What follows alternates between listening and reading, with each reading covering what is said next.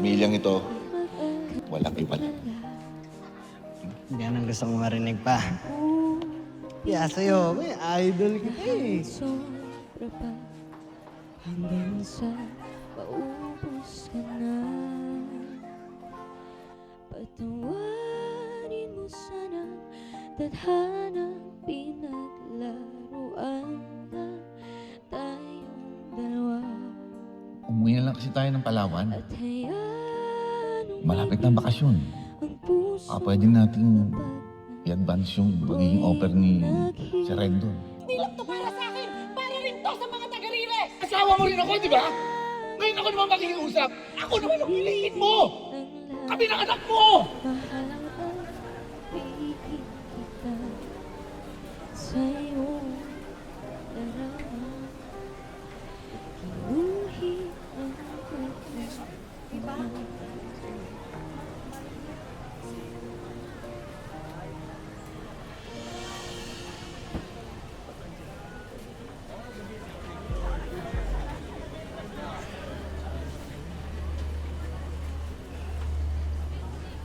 Ang sabi ni Mr. Victor, hinintay niya ang driver niya sa office niya. Pero hindi ito dumating. Hindi rin ito nagpaalam na gagamit niya sa sakyan niya. Ayon sa blatis ng mga biktima, nakain ng mga asawa niya. Pati yung dalawang kasama niya. Sinisisi mo ba yung tatay ko sa pagkamatay niya? Bakit lang? Sinasabi lang namin ang lumabas na resulta. Mataas ang alcohol level ni Carlos Asuncion. At yun ang nakikitang dahilan ng aksidente. Buti nga aareglohin na ni Mr. Victor yung anak ng mga biktima. Makikarami po kami. Tuloy na ho kami.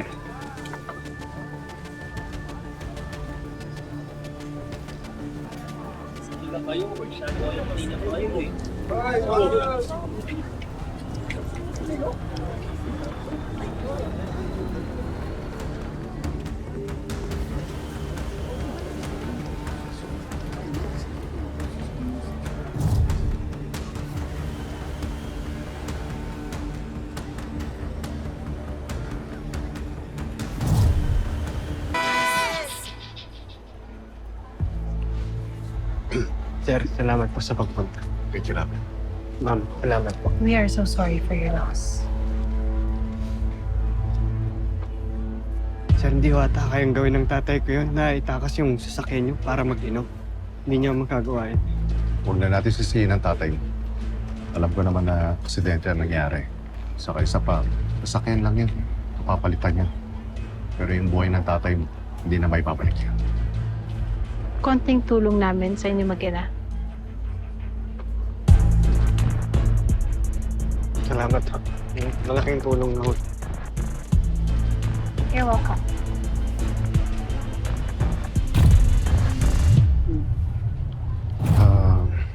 Palagi kang naikukwento sa akin ng tatay mo.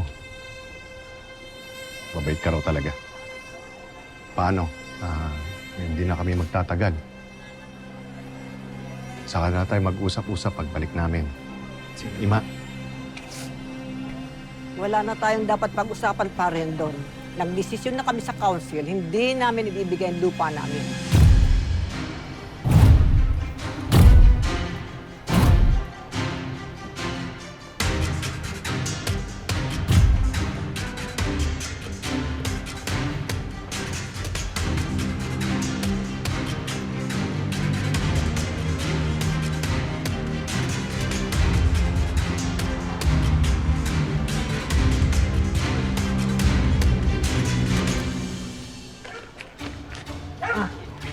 Pasok. Sandali!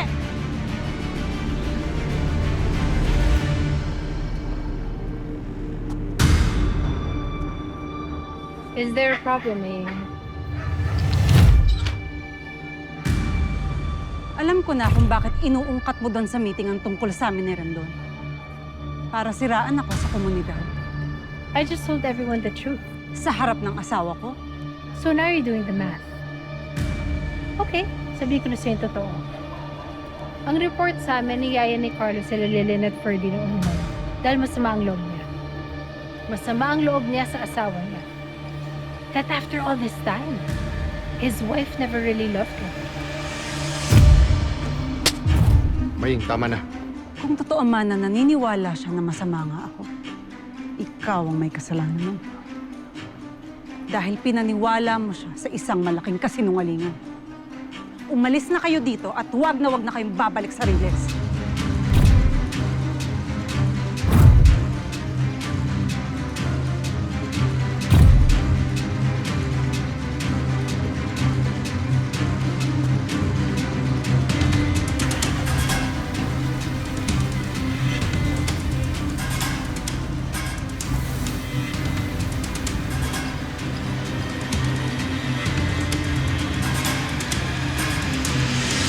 Sinabi ko naman sa'yo na hindi ka na dapat sumama.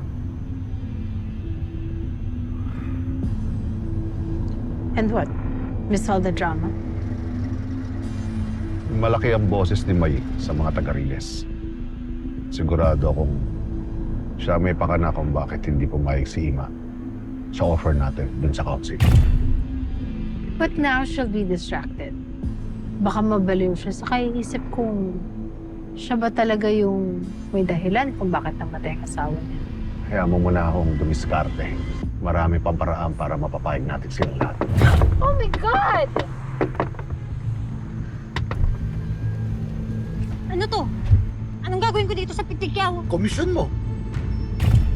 Basta gagawin mo lang lahat ang gusto namin. Oo, mahirap yun. Hindi talaga papayag sila Ima at Mayin.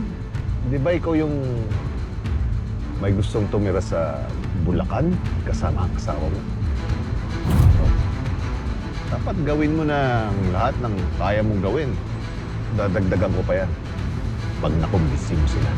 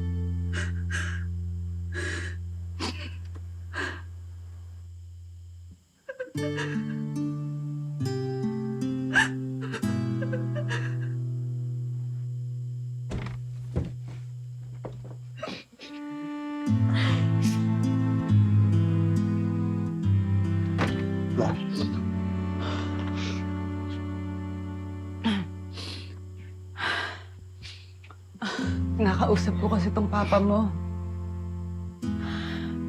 Sabi ko sa kanya, huwag niya tayong iiwan. Bantayan niya tayo.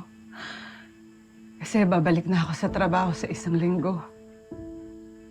Mas gusto ata ni Papa na umuwi tayong Palawan. Dali natin yung abo niya doon.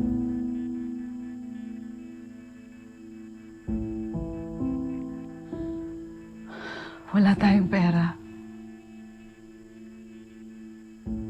Dapat po kasi tinanggap na natin yung bigay ni Sir Rendon eh. Pwede ng pamasahe, pwede ng pang-upa ng bahay. Tapos ano, tutunga nga tayo. Dito meron tayong bahay. Nandito yung trabaho ko. Pwede naman tayo maghanap doon sa Palawan eh. Gusto mo, tutulungan kita. Tatrabaho na rin ako, di Minor ba? de edad ka pa. Malapit na mag-18.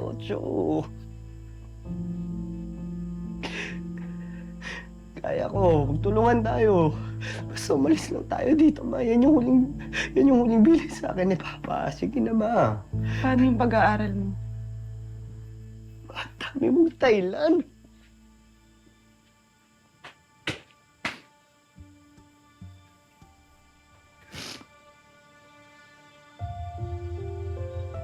Nawala lang yung papa mo, wala ka na rin respeto sa akin. Bakit, ma? Mali ba ako? Ha? Ilang beses sinabi ni Papa na umalis tayo dito. Puro ka lupa mo, puro ka kababayan mo. Kahit na nabubulok na itong lugar na to, ha? Ayaw mo umalis. Mas mahal mo pa itong lugar na to kaysa sa amin ni Papa eh. Hindi totoo yan. Ako hindi tayo tumira dito, hindi mamatay si Papa. Yung release na tayo pumatay kay Papa.